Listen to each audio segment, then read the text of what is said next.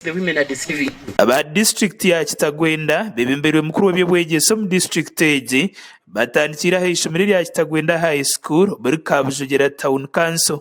Aba bahabwira abeegi okutemitima yabo akushoma otaireho n'okukurikiza abazaire. Take discipline as key and a very important tool for your success. Imwe nk'abazaire nimuteekwa kukorega n'omushaija n'omukazi mwiheho mwetantara ibintu bya domestic violence nimurwana nimuyomba nimugiraki manyo mukazi yayangana umushaija yagira ati kiretereza n'omwana kushoma kubi beitu abeegi nabo beine bibagambire habiri kukira kureeta obwesharingo omu mashomero.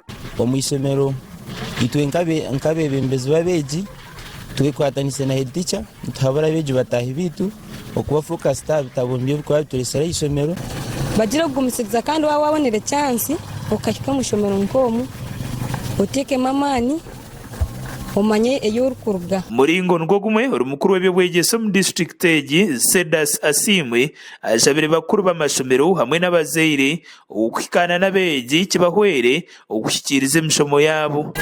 Abashomesa batakudoginga abana kandi bakubaha care bino mesho bakweta guidance and counseling baba guidinga abana bazahamuramwa bashoma icyo cyo kitumire tutagira ubutabanko bw'injo mu mashomero.